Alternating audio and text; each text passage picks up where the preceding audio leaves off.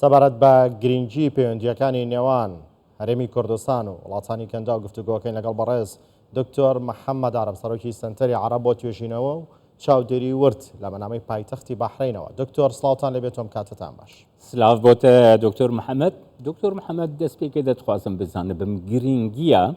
پەیوەندیên هەرێما کوردستانی لەگەل وڵاتên کەنداوی ji bo herdûaliyan jî ji bo welatên kendavî û ji bo Kurdistanê tu çawa dinirxîne. بله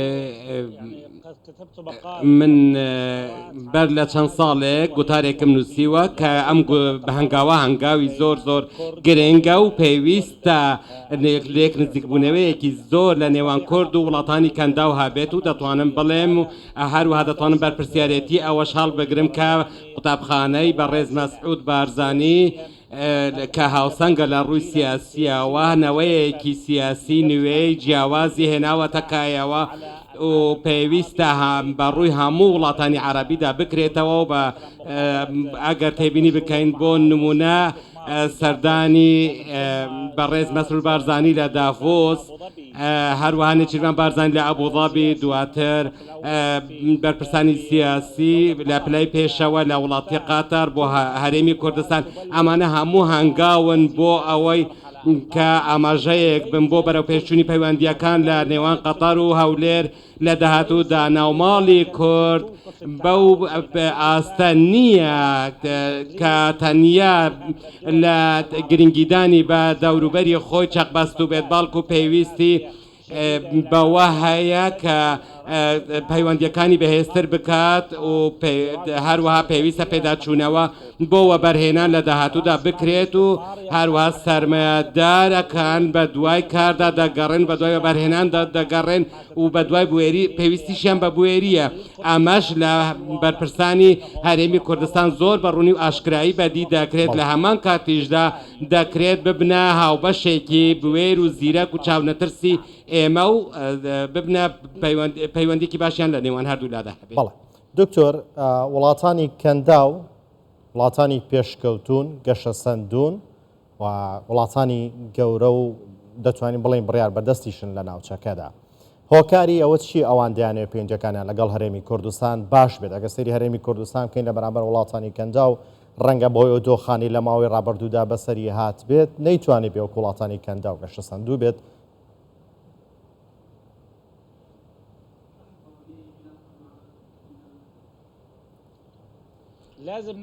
پێویستە لە شتێکی سەرەکی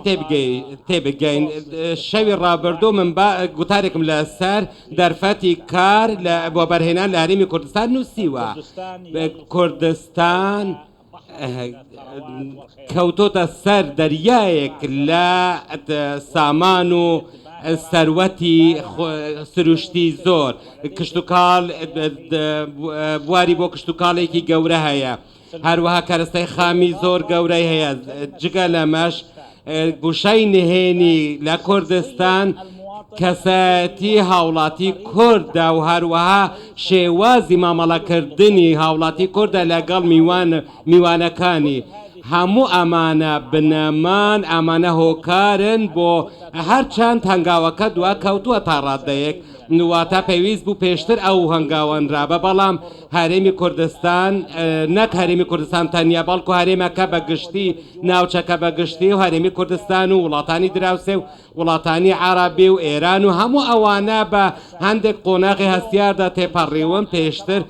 بەڵام ئێستا من دەتوانم بڵێم کە هەرێمی کوردستان لەو پاڕی گەشە ساندندایە و هەموو بنەماکانی ئەوەی تێدایە کە و لە ڕووی مێژووشەوە هاوڵاتی کوردی هەموو سنوورەکانی تێپەڕاندووە، هەموو ئەو قۆناغانەی بڕیوە و لاپەڕەیەکی مێژوویی بەهێزی هەیە. پرسیارەکان لێرەدا ئەمەیە بۆچی لەمڕۆدا، چونکە ئەمڕۆ کوردستان ئەمڕۆ ئامادەیە بۆ کرانەوە لە ڕووی ئابووری و لە ڕووی سیاسی و لە ڕووی هاوبەشی تەواوکاری ڕاستەقینە بە ڕووی جیهاندا لە کارتی کشتتوکاڵ، لە کارتی گەشت و گوزار، لە کارتی پیشەسازی، هەروەها لە کارتی دەرهێنانی سامانە سروشتیەکان کە من پێم وایە کە هاوسەنگی بۆ خوێندنەوەی ناوچەکە و هەرێمی کوردستان بە تایبەتی گۆڕانکاری بەسەردادێت لەگەڵ وڵاتانی دراوسێ و هەروەها دووبارەشی دەکەمەوە ئەو شێوازەی کە سەرکرداتی هەرێمی کوردستان بە شێوەیەکی فەرمی لەگەڵ وڵاتانی جیهان دەگێڕێت لەوانەش بۆ نمونە ڕۆلی بەڕێز مەسعود بارزانی سەرۆکی حکوومەتی هەرێمی کوردستان لە سەروی هەموو شیانەوە کە هێمایەکی گرنگ لە شەقامی عەرابی مەسعود بارزانی وەک سەرکردەیەکی بوێر و چاونەترس و سیاسی ناسراوە کەواتە هەرێمی کوردستان بووەتە ناوچەیەک کە پێویستی بە جوڵەیەکی کرانەوە بە ڕووی هەموو جیهاندا هەیە ئێستا لێرەدا من لەو باوەڕەدام کە ئێمە دەبێت داواکاری ئەوە بکەین کە ئەمە هەمومان پشتیوانی لەو سەروەت و سامانە بکەن کە لە هەرێمی کوردستان هەیە. دکتۆر محەممەد ڕۆژا یەکشەمی کونسولخانەیە قەتەری لە هەولێرێ لە هەرێما کوردستانی تێڤەکردن گەلۆ دانوستاندنên هەولێر و وڵاتین عەرەبی پایتەختên bi taybetî êkendavê dîrokek nû di danûstandinên wan de dest pê dike tu çawa de nirxîne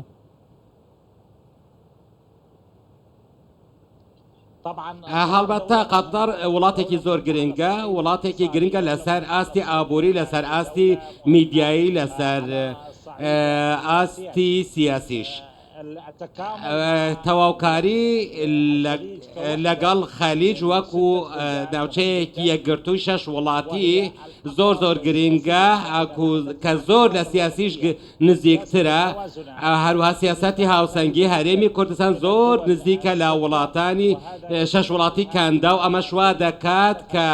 بتوانێت دوورتر بڕوانێت لە پەیوەندیەکانیدا و هەروەها هەنگاوی سعودیا و هەنگاوی ئێمارات ئاماژە بە شتێکی زۆر گرنگ و دیدگایەکی ڕوون و ئاشکرا دەدات و هەرێمی کوردستانیش لێرەدا بڕیاری خۆی خاوەن بڕیارە و دەتوانێت بڕیاری خۆی بدات و لە ڕێگەی گەشە پێدانەوە دەتوانێت خۆی بە ئەو وڵاتانە و پەیوەندی وڵاتەکان بە ئەوروپا و بە تورکیاوە ببەستێتەوە لە بواری ئابووری و کۆمەڵایەتی و سیاسی و هەموو بوارەکاندا واتە هەموو ئەو هەنگاوای دەنرێن ئێستا لەگەڵ پێداویستی و خواستی وڵاتان و ناوچەکە یەکانگیر و یەک دەگرێتەوە. بەڵێ دکتۆر بەتایبەت لە ڕووی سیاسیەوە چ مانایەکە گەیەنێتکردنەوەی کۆنسڵخانە و نوێنەراتی وڵاتانی کەندا و لە هەولێری پایتەختی هەرێمی کوردستان؟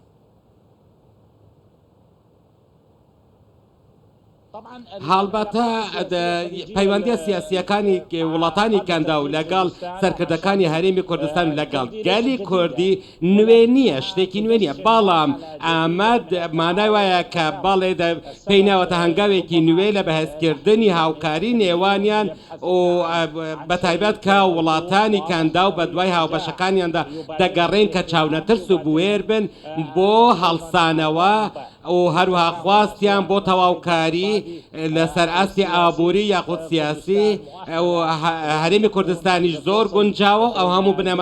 بنەمایانەی تێدایە کە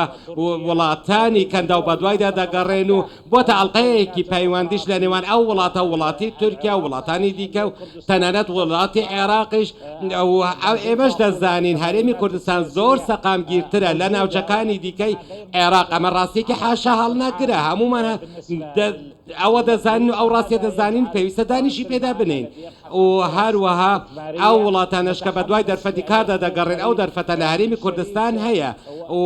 دەکرێت ببێتە هاوبەشێکی ڕاستەقینە و هەروەها هەنگاوی ڕوون و ئاشکراش بەرچاوڕوونیش بدات بۆ بەرامبەرەکەی لە داهاتوودا. بەلێ دکتۆر محەممەد یانێ دخوازم بزانە بم یانێ پەیوەندیên di navbeyna herêma Kurdistanê û welatê kendavê de bi rastî yanê diraya giştiya Kurdistanê de jî gelek bi erênî pozîtîv têne pêşwazî kirin. Giringiya pêwendiyên herêma Kurdistanê li gel welatên kendavê çi giringî ji bo aramiya navçeyê ji bo aramiya rojhilata navîn heye? بەڵێ وڵاتانی کەندا و پێشکەوتون لە ڕووی تەکنەلۆژیاوە لە ڕووی ئابوووریەوە لە ڕووی نەوتەوە خاوەن سەمانی سروشتیە هەروەها سیستەمێکی سیاسی سەقامگیرمان هەیە کە هاوپەیمانێکی شەش وڵاتیە و گەورەترین هاوپەیمانە لە وڵاتانی عربی ئەمەش بۆتە بڕبڕای پشتی وڵاتانی عربی هەروەها سەنگی سیاسی و ڕۆحی بۆ وڵات سعودیا ئەو بووە بڕبڕای پشتی هەموو ئەو وڵاتانە و ئاڵلقەیەکی پەیوەندیشە لە نێوان وڵاتانی کەندا و وڵاتانی عربی لەگەڵ وڵاتانی وڵاتی رووسیا و وڵاتانی ڕۆژاوە و ئەمریکا هەروەها ئاراستەکانی میدیەکان ئەو شێوازی خستنە ڕۆی دەنگ و باس و هەواڵەکان لەسەر ئەو وڵاتانە هەمومان دەبینین چ خوێندنەوەیەک لە میدیای کوردی دەکرێت هەموو ئەمانە توێژینەوەیان بۆ دەکرێت و هەروەها ئاماژەن بۆ ئەوەی کە بەڵێ خواستێکی ڕاستەقینە لە هەرێمی کوردستان هەیە بۆ ئەو براودان بەو پەیوەندیانە لەگەڵ وڵاتانی کەندا و بۆ ئەو وەبەرهێنانە کە ئەمەش وا دەکات کە هەرێمی کوردستان زیاتر بەهێز بێت لە ڕووی سیاسی و لە بواری ئابووریشدا و هەروە وڵاتانی کەنداویش تاوتوێ و دیراسەکردنێکی زۆریان بۆ ئەو بابەتە کردووە اینجا بڕیاریان داوە کە بچنە هەرێمی کوردستان باڵێ کە خەڵکی کوردستان خەڵکێکی میوان دۆستە هەموو ئەو بنەمانە تێدایە کە هەر وڵاتێک بیاوێت دەتوانێت پەیوەندی لەگەڵ ببەستێت پەیوەندیەکی بەهێز هەروەها لەگەڵ کورد و لە نێوان خۆی و کورد بەلایەک و لەگەڵ هەر شەش وڵاتی کەنداویش زۆر گونجاوە هەموو ئەمانە بەیەکەوە هێزێکی زیاتری سیاسی بە هەموو لایەک لەو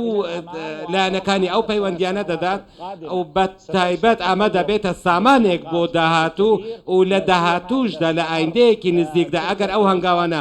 بەردەوام کە من بەڵێ من دڵنیاشم بەردەوام دەبن زۆر بەهێزتر دەبن من بە ڕژن و ئاشکرایی باز دەکەم ئێمە باسی بواری ئابووری دیکەین باسی بوارەکان دیکە باری و ئەرزشی بواری ڕۆشنبیری وڵاتی هەرێمی کوردستان زۆر دەوڵەمەندە لە ڕووی کولتوری و ڕۆشنبیریشەوە لە ڕووی وەرزشیەوە هەموو ئەمانە بنەمان کە وڵاتانی کەنداویش سەرنجی وڵاتانی کەندا و ڕابکێشێت کە زیاتر هەنگاو بەرەو پەیوەندیەکی بەهێزتر ببن و هەروەها بوونی هەرێمی کوردستانیش وەک هەرێمێکی سەقامگیر لە ناوچەکەدا زیاتر سەرنجی وڵاتانی کەنداوی ڕاکێشاوە لە ڕووی ئابووریەوە کە پەیوەندی برەو بە پەیوەندیەکانیان بدەن. سپاس بۆتە دکتۆر محەممەد عەرەف ژێ مانامە بەحرین لەگەڵمان.